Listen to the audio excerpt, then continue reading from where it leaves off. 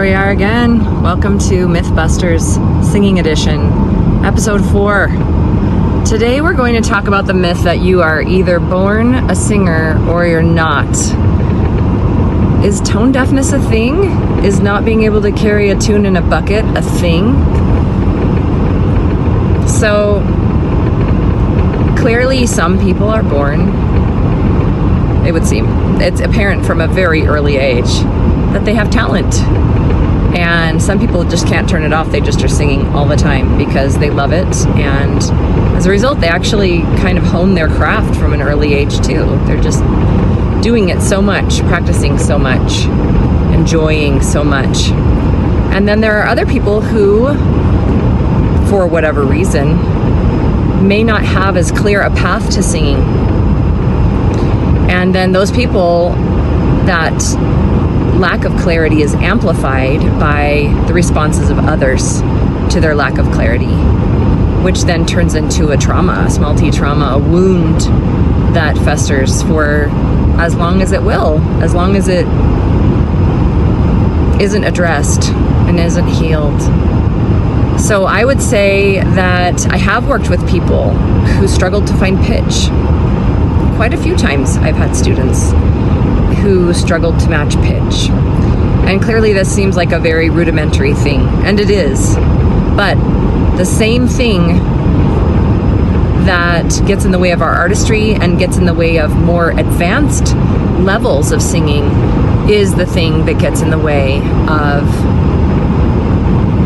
matching pitch and carrying a tune in a bucket. And that is the connection to self and the permission to let out what is inside. So there are a variety of blocks, I guess. So the Mythbusters series that I'm presenting, which I believe could go on ad nauseum, I'm pretty sure I could have dozens upon dozens, and then I could pool my audience and find more, which is exciting to me because I want to know what all of the myths, what all of the lies are, and get them out on the table, and one by one go through and talk about how we can heal from those lies. But yeah, there are myriad ways that people suffer artistic wounds. And if you're familiar with Julia Cameron's The Artist's Way, she addresses this, and this is about any kind of art, but really I feel like it's focused on visual art, which I'm one of those people who I'm like, oh, I can't draw, right? In the same way that some people are like, oh, I can't sing. But really, have I tried? And the answer is no. And I don't remember having any particular wound around visual arts, but I think that's quite common, that people will say, when you're in 3rd or 4th grade, oh yeah, you don't really have a knack for this, do you? But I think that's maybe the silliest, I was going to say stupidest, but well, yeah, I do feel like that. It's really stupid for someone to make a judgment call of someone so young, because the fact of the matter is, if drawing is what makes you come alive, then drawing is the thing you need to do.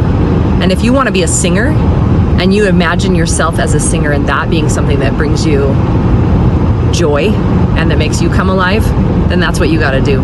So let's start on the path of overcoming any small t traumas that are there, those wounds that are preventing us from exploring our artistry and getting on the path to connecting with our souls, giving ourselves permission to express ourselves.